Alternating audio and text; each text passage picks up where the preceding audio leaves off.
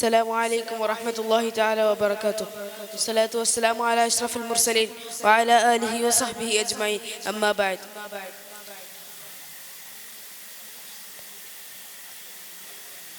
ചരിത്രത്താളുകളിലെത്തിയ പ്രിയ മുഹമ്മദ് മുസ്തഫ സല്ലല്ലാഹു അലൈഹി വസല്ലമ തങ്ങളെ കുറിച്ച് അല്പം സംസാരിക്കാൻ ഞാൻ ആഗ്രഹിക്കുന്നു. നാഥൻ തൗഫീഖ് നൽകട്ടെ. ആമീൻ.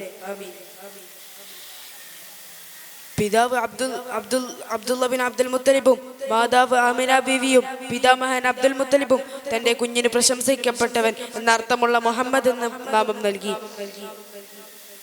ചെറുപ്പത്തിലെ പ്രശംസിക്കപ്പെട്ടവനാകുമെന്ന് മുൻകൂട്ടി മനസ്സിലാക്കിയത് കൊണ്ട് ആദ്യം മുലയൂട്ടിയത് തന്റെ മാതാവ് ആമിന ബീവി റളിയല്ലാഹു അൻഹയായിരുന്നു.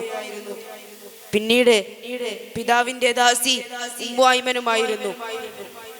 അന്നത്തെ അറബികൾക്ക് ഒരു പ്രത്യേക ആചാരമുണ്ടായിരുന്നു.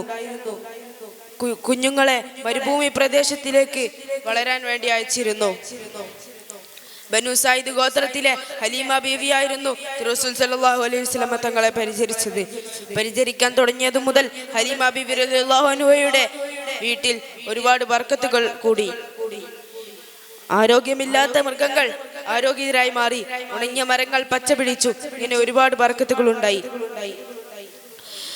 കുറച്ചു കാലം കൂടിയും അവിടെ തന്നെ ജീവിക്കാൻ ആമിന ബീവി സമ്മതം നൽകി. ഇതിന്റെ ഇടയിലായിരുന്നു മഹാനായ ജിബ്രീൽ അലൈഹിസ്സലാം വന്ന് റസൂൽ സല്ലല്ലാഹു അലൈഹി വസല്ലം തങ്ങളുടെ നെഞ്ച് ശുദ്ധിയാക്കുന്നത്. ഇത് കണ്ട് ആമിന ബീവി ഹലീമ ബീവി അല്പം ഭയന്നു. റസൂൽ സല്ലല്ലാഹു അലൈഹി വസല്ലം തങ്ങളെ മക്കയിലേക്ക് തന്നെ തിരിച്ചു കൊണ്ടുവന്നു.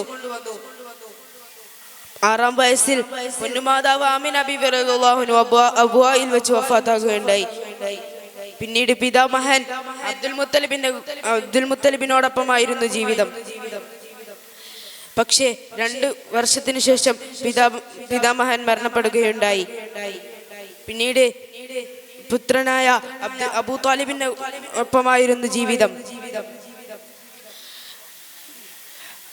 അബൂ താലിബിനൊപ്പമുള്ള ജീവിതത്തിനിടയിലായിരുന്നു ബഹീർ എന്ന സന്യാസിയുമായുള്ള കൂടിക്കച്ചവടം. റസൂൽ സല്ലല്ലാഹു അലൈഹി വസല്ലമ തങ്ങൾ ബഹീറയിലേക്ക് പോകുകയുണ്ടായി.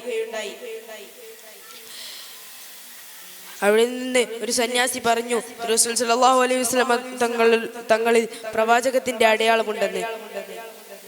25-ാം വയസ്സിൽ ഖദീജ ബീവിയുമായുള്ള വിവാഹം ഉണ്ടായിരുന്നു. അന്ന് മക്കക്കാർ റസൂൽ സല്ലല്ലാഹു അലൈഹി വസല്ലമ തങ്ങളെ അൽ-അമീൻ എന്നായിരുന്നു വിളിച്ചിരുന്നത്. ഹജറുൽ അസ്വദ് കഅബയിലേക്ക് വെക്കാൻ അവിടെ ഖുറൈശികൾ തർക്കമായപ്പോൾ റസൂൽ സല്ലല്ലാഹു അലൈഹി വസല്ലമ തങ്ങൾ മേൽമുണ്ടെടുത്ത് താഴെ വിരിച്ച് അതിൽ ഹജറുൽ അസ്വദ് വെച്ചു. ഓരോ ഗോത്രത്തിന്റെയും നേതാക്കൾ അത് പൊന്തിക്കുകയും റസൂൽ സല്ലല്ലാഹു അലൈഹി വസല്ലമ തങ്ങൾ കൈകൊണ്ട് അത് സ്ഥാനത്ത് വെക്കുകയും ചെയ്തു. ഇത്രയും വല്ല പ്രശ്നങ്ങൾ പോലും റസൂൽ സല്ലല്ലാഹു അലൈഹി വസല്ലമ തങ്ങൾ അവിടെ നിന്ന് നീക്കിയിരുന്നു. ഇത്രയും നല്ലൊരു പ്രവാചകൻ മനുഷ്യരാശിക്ക് അതൊരു മാർഗദർശനമാണ്. റസൂൽ സല്ലല്ലാഹു അലൈഹി വസല്ലമയായിരുന്നു ഈ ലോകത്ത് അല്ലാഹു തആല നിയോഗിക്കപ്പെട്ട അവസാനത്തെ പ്രവാചകൻ. ഇത്രയും പറഞ്ഞുകൊണ്ട് എൻ്റെ വാക്കുകൾക്ക് വിരാമം കുറിക്കുന്നു. വആഖിറു ദഅവാനാ അൽഹംദുലില്ലാഹി റബ്ബിൽ ആലമീൻ. അസ്സലാമു അലൈക്കും വറഹ്മത്തുള്ളാഹി തആല വബറകാതുഹു.